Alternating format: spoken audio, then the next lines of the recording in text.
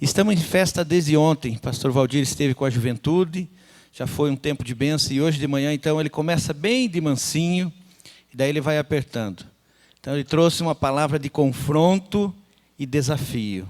Os dois cultos da manhã hoje, ele realmente nos tirou do comodismo.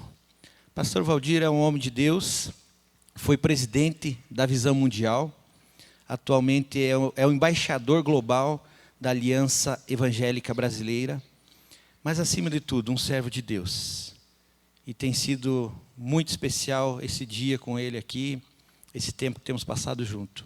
E certamente ele vai continuar aquilo que Deus colocou no seu coração. Feche seus olhos, vamos orar mais uma vez. Bondoso Deus e Pai, somos extremamente gratos a Ti, Deus, pela vida do pastor Valdir.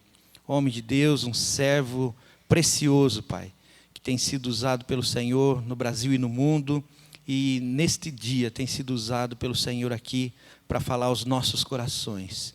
Continue, Deus, a derramar da Tua graça sobre ele, para que ele seja um instrumento, mais uma vez, nas Tuas mãos, para desafiar e abençoar a Tua igreja, em nome de Jesus. Amém. Obrigado, Silvaneiro, obrigado a cada um de vocês pelo privilégio de me permitir estar aqui com vocês hoje à noite. Boa noite. As ordens que eu recebi foi de que cada mensagem deveria ser diferente. Então o negócio não é fácil não, esse negócio de pastor luterano pregar 3 vezes no domingo com mensagem diferente não é muito script do pastor luterano, né? Mas eu estou me adaptando. Esses dias eu tive passando uns dias umas conferências missionárias no Peru, aí tinha que pregar 4 vezes no mesmo domingo. Então vocês até que estão bem, né? 3. Agora, eu acho que chega um momento em que esse negócio é bullying com o idoso, né? Fazer o idoso pregar muitas vezes no mesmo domingo. E, aliás, uma das coisas que a gente, como pregador, um dos desafios que a gente tem, é como que a gente conversa com cada um de vocês. Por exemplo, eu não sei quantos de vocês estiveram aqui às 9, né? Tiveram aqui às 10h45, alguns só às 10h45, que sabe, a maioria de vocês está aqui hoje e você está pegando uma canoa andando, né? E você vai ter que pular dentro dela, né? Aliás, eu acho que eu tenho o dever, né, de dizer, não, eu queria te ajudar a pular para dentro dessa canoa. Aliás, essa canoa nem é minha, essa canoa é de vocês, né? O tema que foi dado para mim é falar sobre justiça e compaixão, né? Até eu tentei formular isso falando que é o Deus da justiça e a compaixão de Deus. E que essas duas coisas, elas se pertencem umas às outras, né? Não existe compaixão da parte de Deus sem justiça. E a justiça de Deus nunca deixa de abraçar a compaixão. Hoje de manhã, alguém perguntou para mim, disse qual é a diferença, né, entre a justiça, digamos, como que a gente define ela entre nós, na nossa sociedade, e a justiça do reino de Deus. Então, eu disse, olha, eu acho que uma das coisas que marca a justiça de Deus é que a justiça de Deus é uma justiça de esperança. Deus sempre abre uma porta, Deus sempre deixa uma janela, né? Deus não coloca a gente num canto para nos punir, por assim dizer, sem que haja a possibilidade da conversão, né? Sem que haja a janela aberta, que é a graça de Deus. Então, a justiça de Deus, ela está muito marcada pela compaixão de Deus. Aliás, a justiça de Deus é uma palavra de esperança. E essa é uma das coisas que ficou nova para mim, quando eu estava, né, assim, ruminando, mastigando as mensagens para vocês hoje. Aliás, eram 3, você lembra que eu tinha que falar cada vez uma coisa diferente? Né, Silvana, que você falou isso para mim? Né? Exigindo de... Quando eu estava dizendo, nossa gente, mas a justiça de Deus é esperança. Porque se não houver justiça, não tem esperança. Se não houver justiça, tudo fica como está.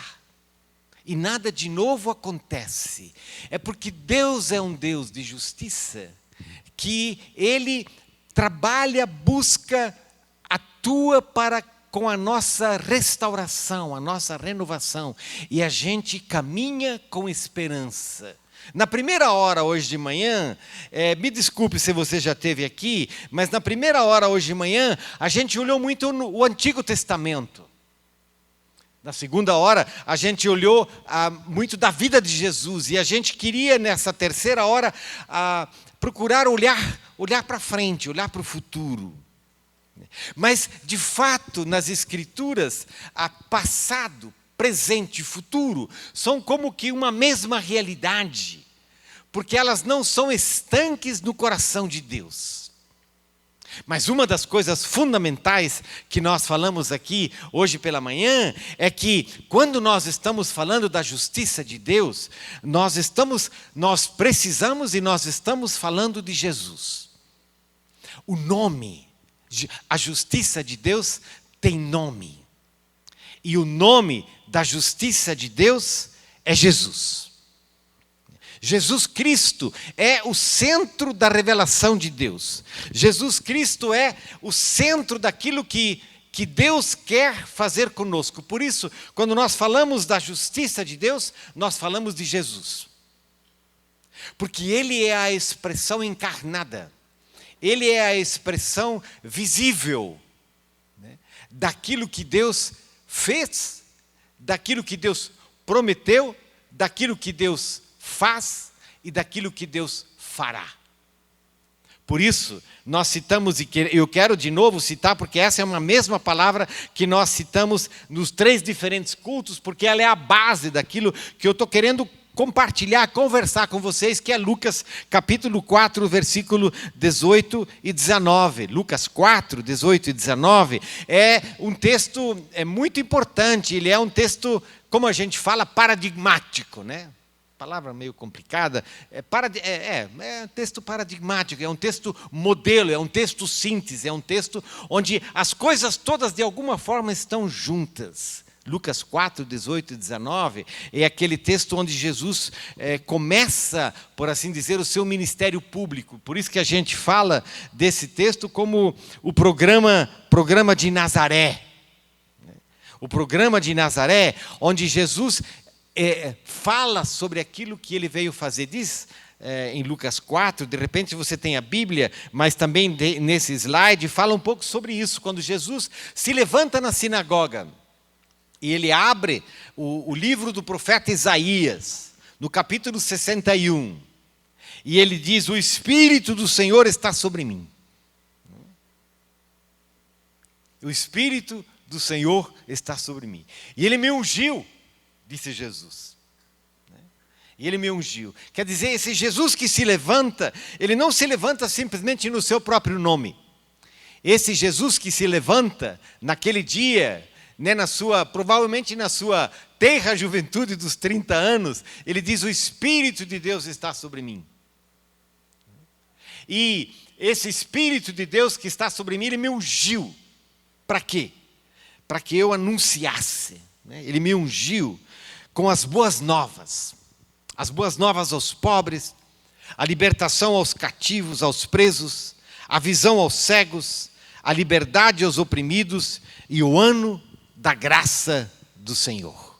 Algo novo começou, algo novo está acontecendo, e esse algo novo é aquilo que Jesus traz, aquilo que Jesus é, aquilo que Jesus faz, aquilo que Jesus anuncia. Uma das coisas muito bonitas de Jesus é de que Jesus bebe dos profetas, como a gente falou hoje de manhã. Ele sabe, ele não é alguém que vem para inventar nada, né? Jesus não inventa, Jesus vincula. Jesus faz parte de uma narrativa, Jesus faz parte de uma história. E a história de Jesus é a história de quem Deus é. A história de Jesus é a história daquilo que Deus faz. A história de Jesus é a história da concretização das promessas de Deus. Então, Jesus, ele é aquele que, com um braço longo, visita o Antigo Testamento. Por isso, ele pega e lê Isaías 61. E Isaías 61 é uma palavra profética, é uma palavra que se anuncia, onde o profeta é tomado pelo Espírito de Deus, esse mesmo Espírito que está sobre Jesus, e ele é tomado pelo Espírito de Deus, e ele tem um anúncio de algo que Deus vai fazer no futuro. E Jesus diz, esse futuro chegou. E esse futuro chegou, Deus está comigo, e a gente anuncia esse futuro de Deus que se tornou realidade com a palavra do ano da graça do Senhor. Há um tempo novo. Um tempo novo que chegou, um tempo novo que rompeu. Nesse tempo acinzentado, parece Curitiba, essa semana passada, assim, nesse tempo acinzentado, nesses corações pesados, nesse momento tão difícil no qual o povo de Israel, no qual o povo de Israel vivia, nesse momento tão difícil de sobreviver, em meio a esse império romano que se tornava e que era tão poderoso, nesse momento onde o Herodes Antipas, que é uma das autoridades de Roma, está construindo uma capital nova perto de Nazaré, chamado Tiberíades, e para isso ele está aumentando os impostos nesse momento onde está tão difícil. Jesus se levanta e diz, meus irmãos e minhas irmãs, algo novo chegou, é o ano da graça do Senhor. E de novo, quando ele fala no ano da graça do Senhor, ele está bebendo da sua história. Porque na história do povo dele, tinha justamente essa experiência do ano do jubileu. E o ano do jubileu era o ano da graça. O ano do jubileu, na história do povo de Israel, era o ano do perdão. Eu falava sobre isso hoje de manhã, um pouquinho, que é a cada 7 anos, você descansa a terra. Essa era a instrução. A cada 7 anos, você planta e depois no 7º ano você descansa a terra, para que ela possa se recuperar. E você colhe daquilo que nasce naturalmente durante esse ano. E depois de 7 vezes 7, assim, um ciclo de 7, você chega ao jubileu, ano 50, 50º ano, que é o ano do perdão. É o ano onde a sociedade pode recomeçar. Vamos começar de novo. Durante 50 anos, diferentes coisas aconteceram. Alguns perderam tudo, outros ganharam muito. Alguns se tornaram escravos, outras se tornaram prostitutas, e era isso que acontecia na época de Jesus. As pessoas perdiam a sua terra, se tornavam mendigos nas cidades. As meninas se tornavam prostitutas nas capitais. E então, no 50º ano, esse era o ano do perdão, era o ano da graça, mas o povo de Israel tinha tanta dificuldade de tornar isso realidade. E Jesus diz, mas agora se tornou realidade em mim, e não vai ser somente a cada 50 anos. O ano da graça do Senhor chegou, e chegou comigo, eu estou aqui. Por isso, nesse tempo novo, os coxos vão andar. Nesse tempo novo, os cegos vão ver. Nesse tempo novo, os leprosos serão purificados. Nesse tempo novo, os oprimidos e os cativos serão libertos. Nesse tempo novo haverá evangelho, haverá boa nova para aqueles que se sentiam abandonados, para os pobres. Esse tempo novo é o tempo que eu chamo, disse Jesus, o reino de Deus. Cada vez em que uma criança era abraçada por Jesus, a mãe sorria, o reino de Deus se fazia presente. Cada vez que um cego recuperava a vista, o reino de Deus estava presente. Cada vez, como diz Lucas no capítulo 11, cada vez que eu expulso os demônios pelo dedo de Deus, disse Jesus, o reino de Deus é chegado. Cada vez que Jesus caminhava por entre as vielas da Galileia e anunciava e se fazia presente, esse reino de Deus estava chegando, era uma realidade. E as pessoas olhavam, e as pessoas diziam, não é possível. As pessoas diziam, então Deus gosta da gente. Então Deus se importa com a gente. Então Deus quer o melhor para a gente. Então tem algo novo para nós, pelo qual nós possamos viver e esperar. E Jesus disse sim, sim. E mais do que isso, ele disse, isso é apenas o começo, há mais para vir. Há um futuro que vai chegar. E esse futuro será fantástico. Esse futuro se chama Reino de Deus. Então, a mensagem de Jesus era o reino de Deus está próximo. O reino de Deus está próximo. E esse anúncio do reino de Deus como algo próximo, como algo que está no futuro, como algo que está nascendo, era como o sol que nasce a cada manhã. É algo bom. Esse reino de Deus próximo é como a noiva que espera o dia do casamento. Algo bom. Algo bom, algo que vai chegar, algo pelo qual ela como noiva espera, se prepara. E assim, disse Jesus, vocês estão tendo um pequeno aperitivo daquilo que eu vim trazer para vocês, isso que eu estou chamando o reino de Deus, que é a invasão, que é a presença do reino de Deus entre vocês. E quando essa minha presença começa a estar presente entre vocês, a sociedade vai sendo transformada à medida em que o reino de Deus se torna uma realidade, justiça de Deus. A medida exata desse reino é a vida de Jesus. Jesus é a expressão desse reino de Deus. E então, Jesus fala do futuro. Então, Jesus diz, e a gente pergunta, não é? Como será esse futuro? Como será esse futuro? Como que a gente irá caminhar para ele? Como que a gente poderia olhar para esse futuro? Como que a gente aprende com o futuro hoje? Uma das coisas importantes na fé cristã é que o futuro invade o presente. A esperança se torna realidade. Um dos teólogos do passado, que chama Jacques Ellul, nem é tão passado assim, pelo menos para mim não. Jacques Ellul, ele fala sobre essa realidade de que o futuro invade o presente, ou seja, é a esperança escatológica que a gente chama, não é? Que se torna realidade hoje. E um dos textos, e a gente podia apontar provavelmente vários dos textos, onde a gente diz, mas como que a gente caminha para esse futuro? Um dos textos é o texto de Mateus 25, 31, que é uma grande parábola, que é uma grande história de Jesus, quando ele fala sobre esse futuro. E quando ele diz, quando o Filho do Homem vier em sua glória, assentar-se-á no seu trono. Eu não pude colocar todo esse texto no slide, não é? Mas aí diz, então o rei dirá aos que estiverem à sua direita, venham, benditos do meu Pai. Pois eu tive fome e vocês me deram de comer. Tive sede e vocês me deram de beber. Fui estrangeiro e vocês me acolheram. E de repente você sabe esse texto, você conhece ele. E a gente olha para esse texto, e eu olho para esse texto, e Jesus diz, olha, eu tive fome e vocês me deram de comer. Eu tive sede e vocês me deram de beber. Eu fui estrangeiro e vocês me acolheram. Eu fui imigrante e vocês me acolheram. E a gente olha para esse texto e diz, mas é exatamente isso que Jesus veio fazer.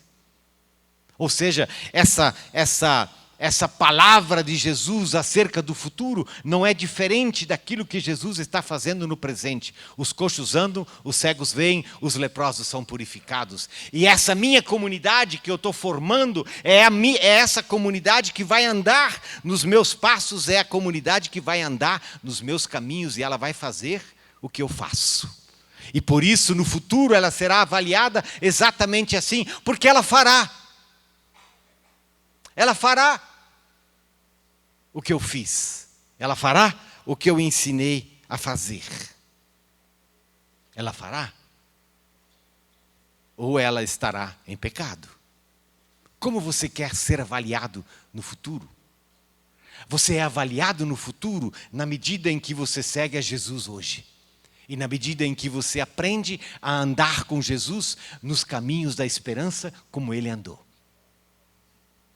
E então, quando vamos adiante, né, nós pegamos aqui Evangelho, Mateus 25, o versículo 31, nós vamos para dentro das cartas, as cartas pastorais, as cartas paulinas, e aí de repente nós encontramos Colossenses capítulo 3, versículo 11, onde diz: nessa nova vida, já não há diferença entre grego e judeu, circunciso e incircunciso, bárbaro e cita, escravo e livre, mas Cristo é tudo em todos. E então o apóstolo Paulo estava falando de uma nova realidade que se fazia presente, de uma nova comunidade que se estava formando, de um novo jeito das pessoas conviverem e viverem entre si. Os diferentes se encontraram porque eles foram encontrados por Jesus. Os diferentes se irmanaram porque eles foram irmanados por Jesus. Então essa mesma comunidade de Jesus, que é a comunidade que acolhe, que é a comunidade que faz com que os cegos vejam, os coxos andam, os leprosos são purificados, essa mesma comunidade é a comunidade que se forma como a comunidade dos diferentes. Eu falei hoje de manhã também, tudo que eu estou falando agora, não, isso não falei sobre, algumas que eu já falei sobre hoje de manhã, não é? Mas eu estou lendo esse livro da história do Lucas, médico de homem, médico de almas, e é uma das coisas que está chamando a minha atenção, porque é uma história romanceada do evangelista Lucas, da vida dele, mas era de como que aquela sociedade na qual Lucas vivia, na qual Jesus vivia, como ela era uma sociedade fechada. Ela era uma sociedade, as diferentes sociedades, você não se mistura. Se você é judeu, você não se mistura. Se você é um cidadão romano, você não se mistura. Você não abre a guarda para ninguém que seja diferente. Você faz com que a tua tradição se feche em si mesmo. E assim se viviam as comunidades fechadas. Fechadas e comunidades fechadas são comunidades que vão morrendo. E Jesus vem e abre essas comunidades. Abre elas. E diz, não, a comunidade que eu quero é a comunidade que integra o outro. É a comunidade dos diferentes. É a comunidade onde grego e judeu, onde circunciso e incircunciso, onde escravo e livre, todos estão juntos e todos estão unidos naquilo em torno do meu nome, em torno de Cristo, em torno do reino de Deus. Nós estamos falando sobre justiça. Porque esse ato de que nós somos uma comunidade que vai em busca daquele que não tem comunidade. Esse ato de que nós somos comunidade, cuidamos das crianças de quem ninguém quer cuidar. Esse é um ato da justiça de Deus. Nós somos a comunidade, ou queremos ser muitas vezes a comunidade que integra o outro, que integra o diferente, o de diferente sobrenome, o de diferente na escala social, o de uma diferente etnia, para que ninguém esteja sozinho, para que ninguém esteja abandonado, para que ninguém seja discriminado, para que não haja separação entre livre e escravo, como Paulo fala. Essa comunidade que se forma como a comunidade dos diferentes que se unem em torno de Jesus é a justiça de Deus. Essa é a justiça de Deus. É a justiça que integra os diferentes. E integrando os diferentes, se torna uma comunidade nova, se torna uma comunidade de esperança. Esse mundo tão fechado. Esse mundo fechado em si mesmo, esse mundo que abandona os seus fracos, os seus vulneráveis, os seus pobres, as suas viúvas, os seus imigrantes, esse mundo está fadado à destruição. E o reino de Deus entra nesse mundo como um sinal dessa justiça compassiva de Deus que abre a comunidade e os braços para que se forme algo novo e uma nova esperança possa brotar. E por isso, quando o evangelista João está preso na ilha de Patmos e a gente está indo lá para o último livro da Bíblia, lá para o final da Bíblia, quando o evangelista João está preso em Patmos e ele tem visões. Qual é a visão que ele tem? A visão que ele tem é a visão do Cordeiro. A visão que ele tem é a visão de Jesus. A visão que ele tem é a visão do reino de Deus. Então vi, diz João, vi novos céus e nova terra. Ouvi uma forte voz que vinha do trono e dizia: agora o tabernáculo de Deus está com os homens com os quais ele viverá. Ele enxugará dos seus olhos toda lágrima. Ele enxugará, vou dizer de novo, não faz mal, né? Ele enxugará dos seus olhos toda lágrima. Não haverá mais morte, nem tristeza, nem choro, nem dor, pois a antiga ordem já passou.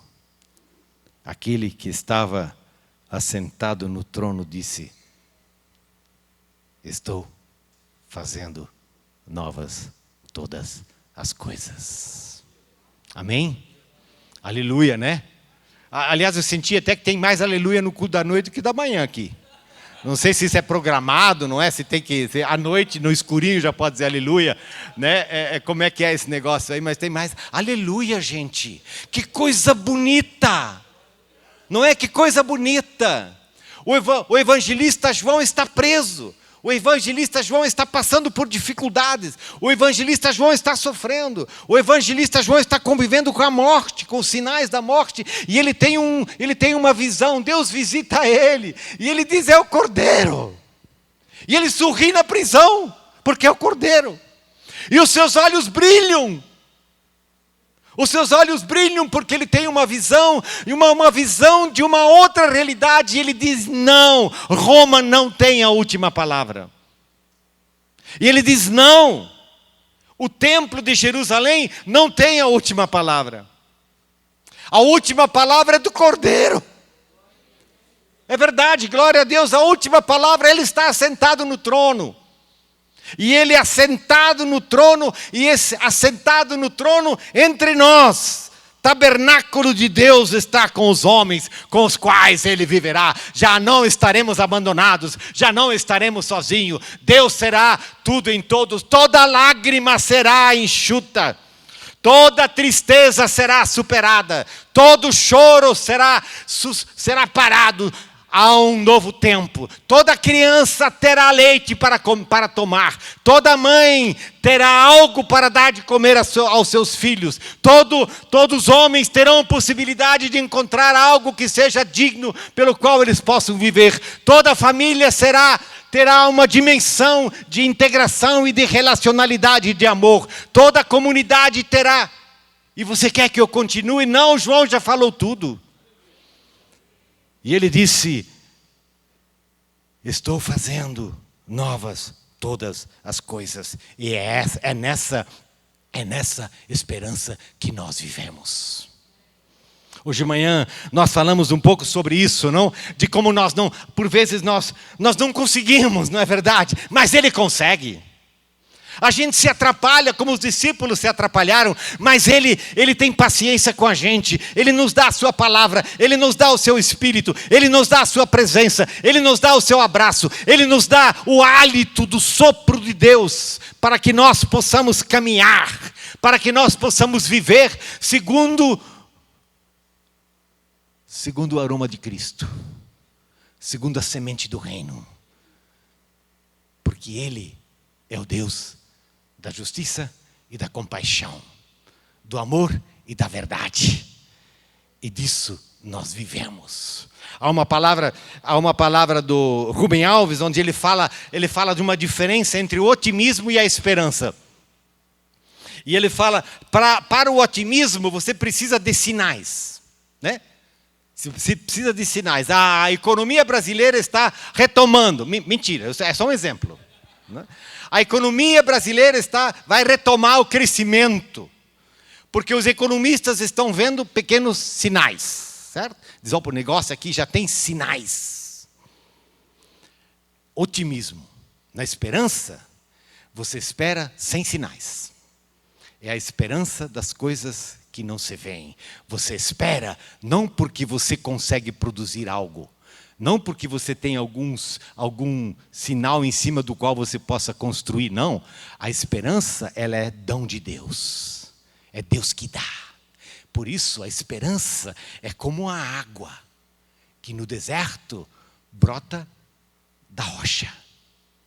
A esperança é como o filho da viúva de Naim, que levanta do túmulo.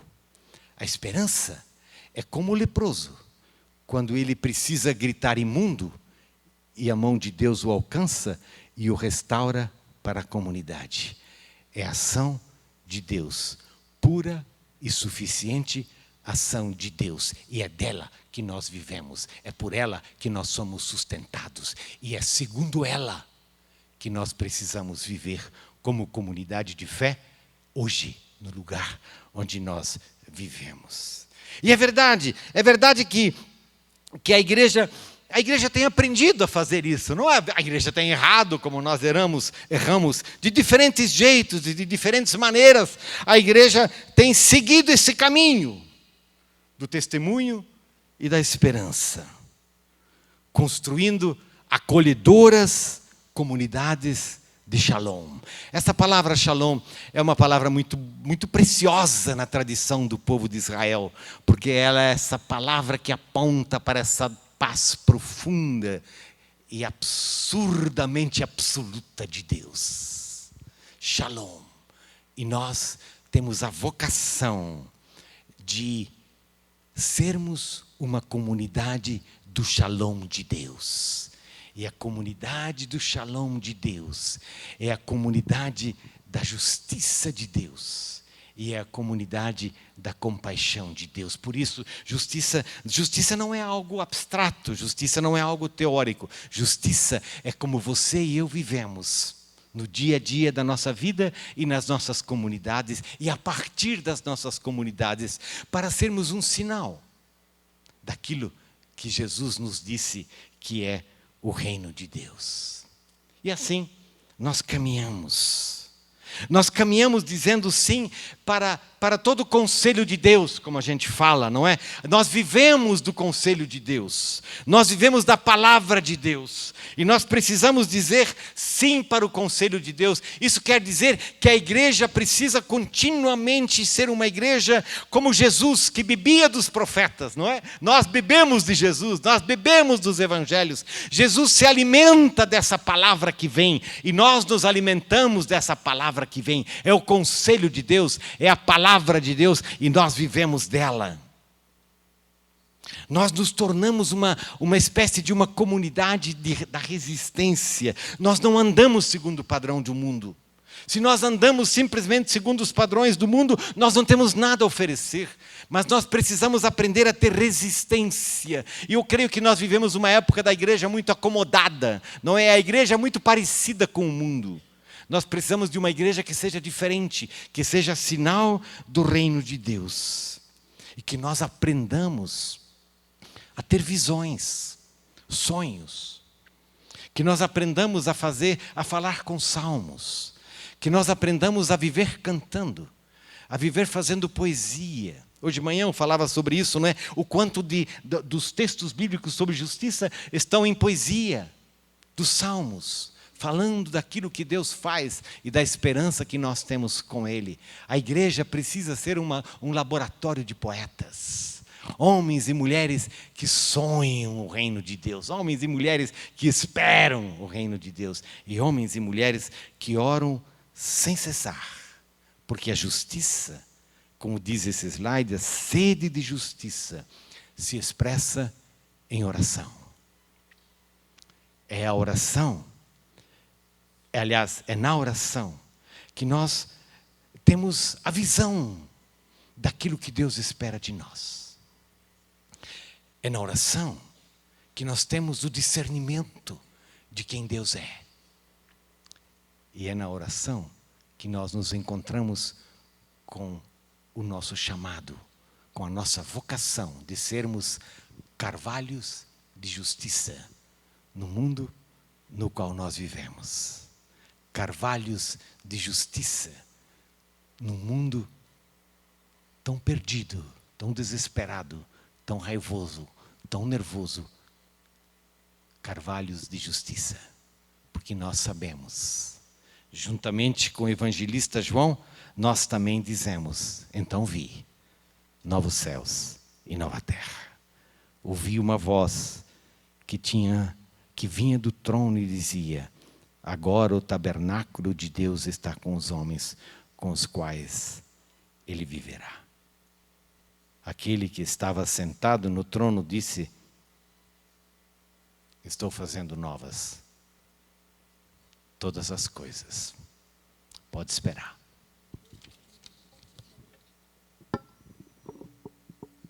Amém, amém, amém. Amém, amém.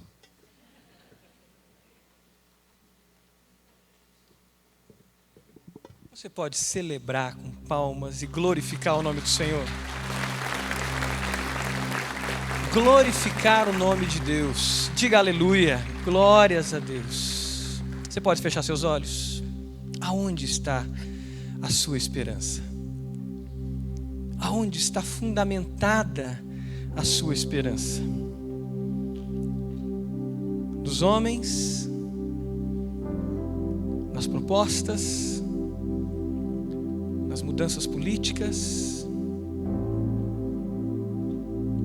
Na empresa? No novo negócio? Nas suas habilidades?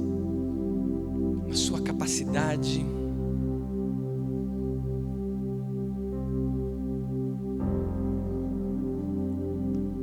A nossa esperança está em Cristo Jesus, que morreu, ressuscitou, está vivo. E Ele voltará. E Ele voltará. E nós podemos contemplar novos céus e nova terra através dessa esperança. Se a nossa esperança estiver somente para essa vida, a palavra de Deus diz que nós somos dos mais inúteis. Mas a nossa esperança está em Cristo que ressuscitou. E enquanto esperamos, nós pedimos: venha, Senhor, o teu reino e a tua justiça.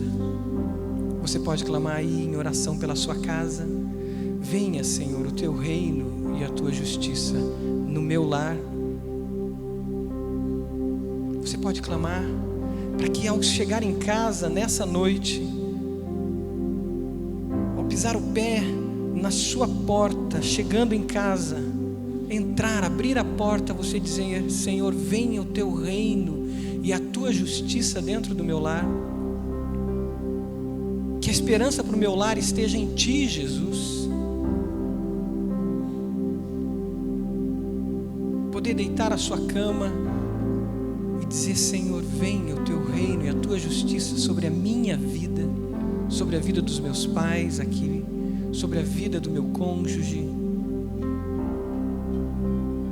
Amanhã, ao se direcionar para o seu trabalho, para a sua faculdade, para a sua escola, você dizer: Senhor, venha o teu reino e a tua justiça sobre a minha vida, sobre o ambiente do meu trabalho, os meus negócios, os meus relacionamentos com os meus amigos na faculdade, na escola.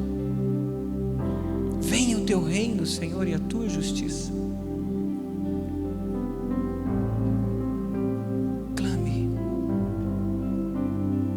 Clame para que o Espírito Santo te leve aonde está a verdadeira esperança, em Jesus. Enquanto a igreja está orando, e eu sei que o Espírito Santo de Deus está falando aos nossos corações, como está falando ao meu coração. Talvez você veio nessa noite e você ainda não pediu o reino de Deus sobre a sua vida. Você ama Jesus, você gosta de Jesus, mas você não declarou ainda: Jesus, eu quero que o teu reino seja pleno na minha vida. E eu entrego tudo, Senhor, tudo por esse reino. Eu dou tudo a Ti, Jesus. Eu entrego a minha vida a Ti, Jesus, por esse reino, por essa esperança que não é perecível, incorruptível. Eu quero essa esperança, Jesus, no meu coração. Eu quero viver dessa esperança. Talvez você não tenha vivido nessa esperança. Você não tem tomado posse do reino na sua vida, porque você gosta de Jesus, você vê de Jesus de longe como a multidão vê, mas nunca chegou perto dele dizendo: eu quero tudo de Ti, Jesus.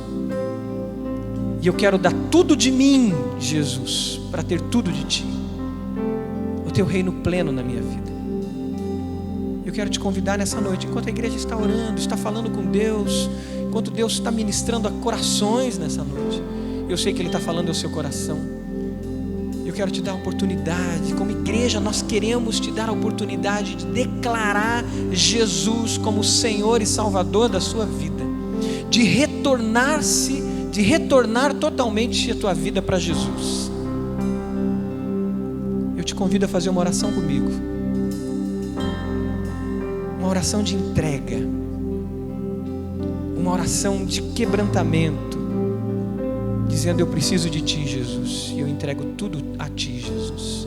Ore comigo, diga assim: Senhor Jesus, eu sei que eu sou pecador, que eu sou pecadora.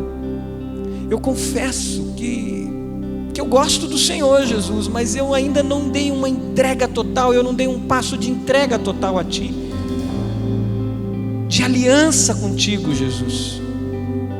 E nessa noite, Jesus, eu aceito o Teu amor, a Tua graça, e eu te peço: venha o Teu reino e a Tua justiça sobre mim.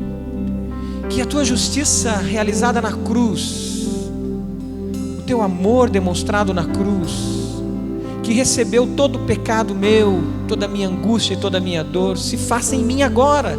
Diga isso, faz isso em mim agora, Jesus. Eu recebo o Teu amor e a Tua justiça, e eu creio, Jesus, que o Senhor ressuscitou, que o Senhor está vivo, e que só o Senhor traz esperança em mim. Eu Te recebo, Jesus, como meu Salvador e meu Senhor, e eu quero viver plenamente de Ti. Por isso eu entrego plenamente de mim para Ti, Jesus. Enquanto a igreja está orando, se você fez essa oração de entrega de vida a Jesus, eu peço que você levante uma das suas mãos dizendo: eu fiz essa oração. Eu declaro publicamente, amém, essa senhora aqui, Deus abençoe a senhora. Essa jovem aqui também na frente, essas jovens senhoras aqui na frente, Deus abençoe. Amém, ali atrás aquela jovem também, Deus abençoe.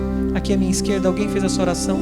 Amém, aquele jovem senhor, aquela jovem senhora, aquele casal, Deus abençoe em nome de Jesus. Alguém mais fez essa oração declarando que você quer tudo de Jesus e você entrega tudo a Jesus? Amém, essa jovem aqui na frente, Deus abençoe a sua vida. Amém. Você está dizendo: Jesus, eu abro o meu coração e selo o meu coração com Teu Santo Espírito, para que eu viva na dimensão do reino e dos valores desse reino, e que eu seja um agente desse reino. É isso que você disse nessa noite.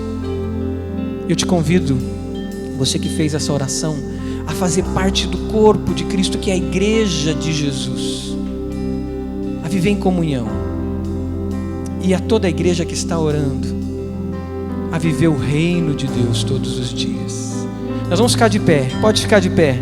Enquanto nós cantamos essa canção, eu convido você que fez essa oração de entrega a Jesus, eu quero que você venha aqui à frente, para que os pastores que estão aqui, pastor Valdir, pastor Silvanir, pastor Tunala, pastor Wellington, a igreja venha te acolher aqui, e a gente quer te dar um abraço e orar com você.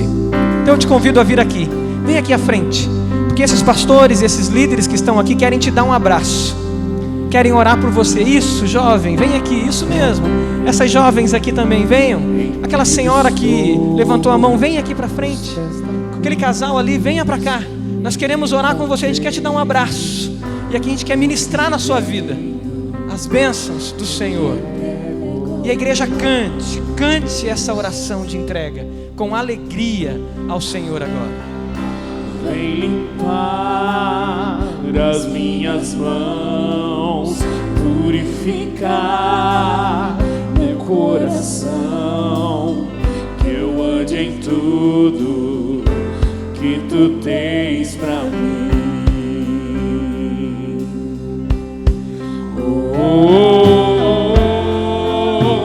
Eis-me aqui, rendido estou. Abra suas mãos, diga: Senhor, eu estou rendido.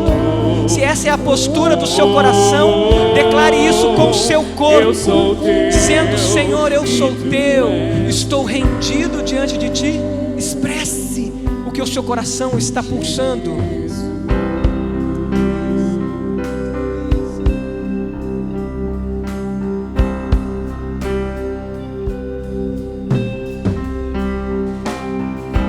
Meus momentos e os dias meus, meu respirar, meu viver, que sejam todos pra ti, ó Deus.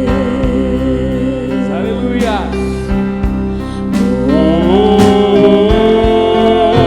Eis-me aqui, rendido estou.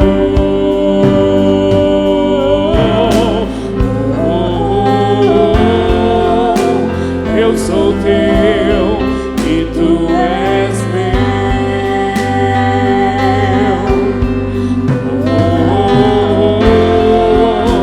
Eu sou teu, rendido estou.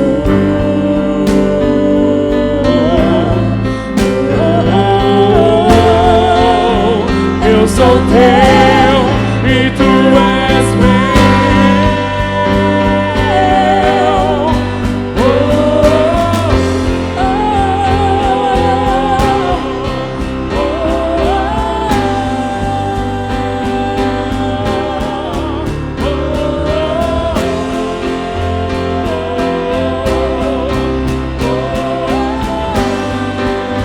Tua vida entregue a Jesus.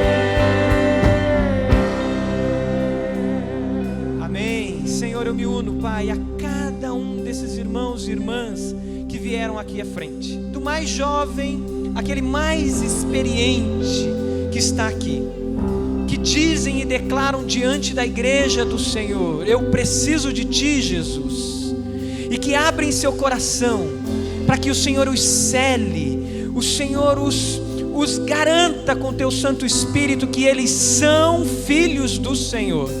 A Tua palavra nos garante que quando cremos, somos selados com o Espírito Santo da promessa, como penhor da herança.